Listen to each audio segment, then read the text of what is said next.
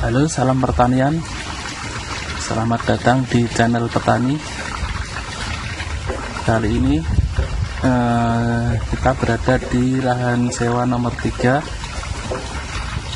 Di lahan ini ditanami cabai yang sudah berumur 2 bulan lebih.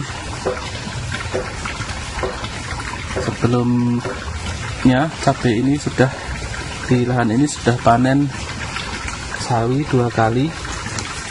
Jadi sebelum menanam cabai, beberapa hari sebelum menanam cabai ditanam sawi.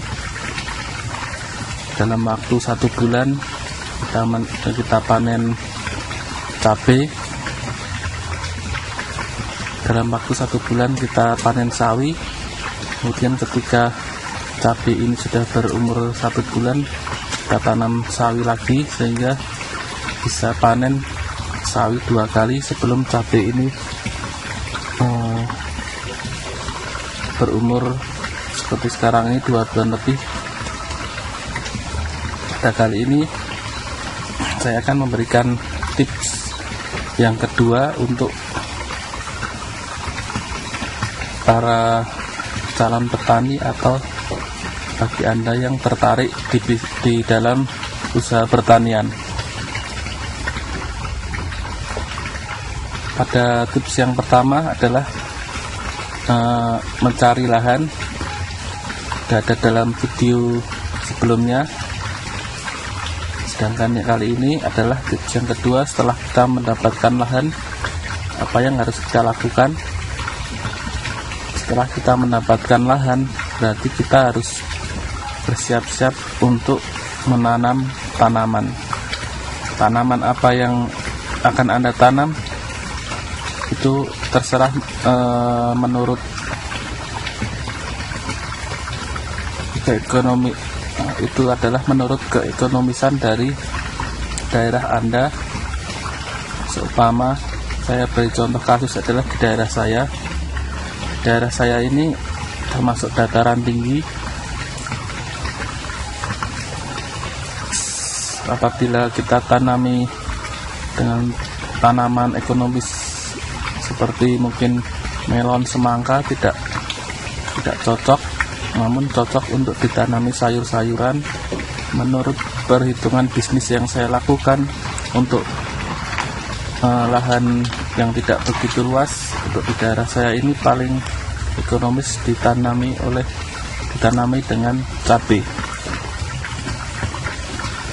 Dalam keadaan normal, harga rata-rata cabai adalah di angka 20 ribuan, bahkan kadang bisa mencapai 50-40 ribu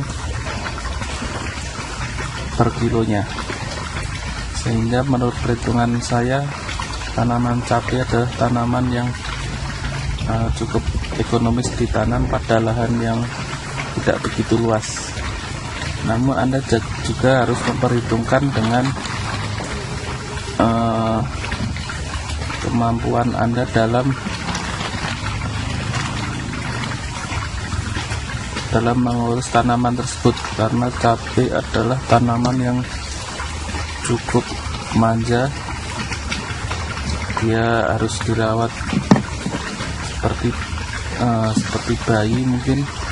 Harus sering kita semprot dengan pestisida, harus kita jaga kebersihannya. Jadi tanaman cabai harus kita rawat dengan benar-benar, dan nutrisinya pun untuk pemupukan juga tidak seperti tanaman yang lain. Dia memerlukan nutrisi yang cukup banyak.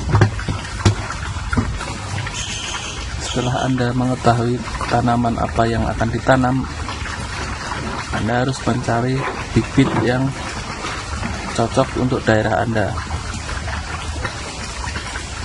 Untuk bibit pabrikan, setiap pabrikan telah membuat bibit yang cocok untuk dataran tertentu.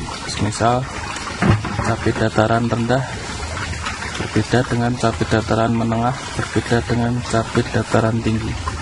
pemilihan bibit yang berkualitas sangat menentukan dari produktivitas dari cabai tersebut. Bibit cabai yang bagus namun tidak cocok ditanam di lokasi tertentu, semisal bibit cabai tersebut bagus tapi hanya cocok untuk dataran rendah, belum tentu dia cocok untuk ditanam di dataran tinggi.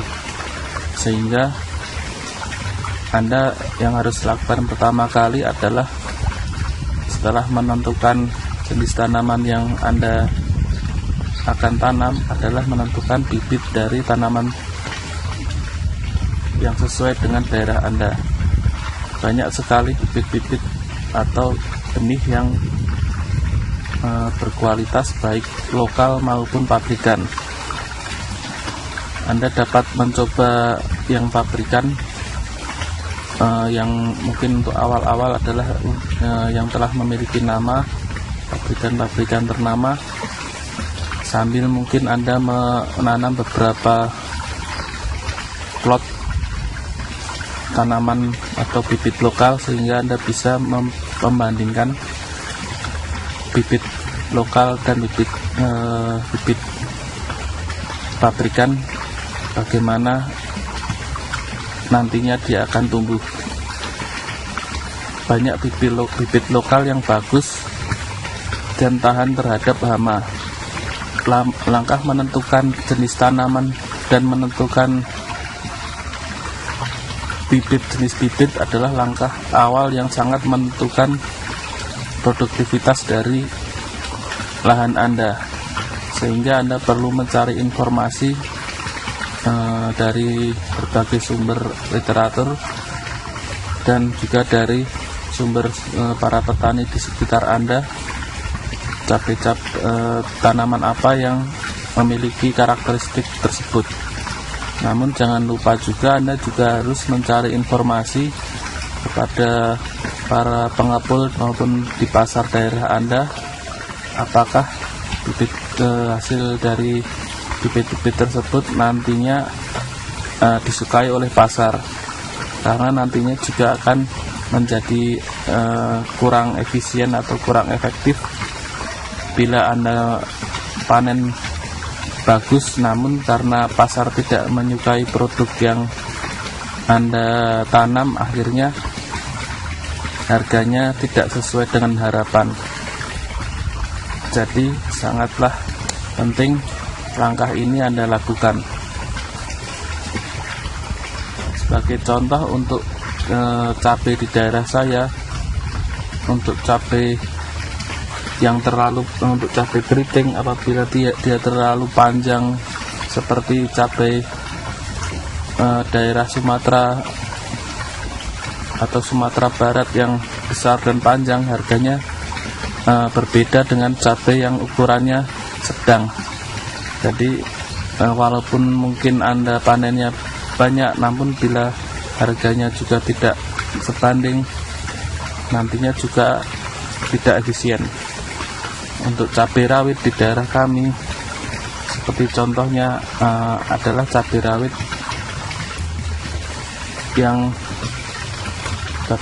yang ukurannya besar-besar. Apabila kita menanam cabai rawit yang ukuran kecil-kecil, maka nantinya harganya pun juga akan berbeda.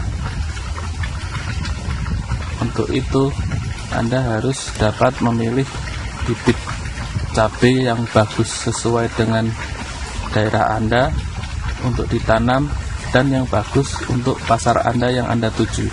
Demikian tips kedua saya mengenai jenis tanaman dan jenis bibit yang akan Anda tanam. Semoga Anda bersemangat untuk menanam dan segeralah memulai untuk belajar bertani. Salam pertanian.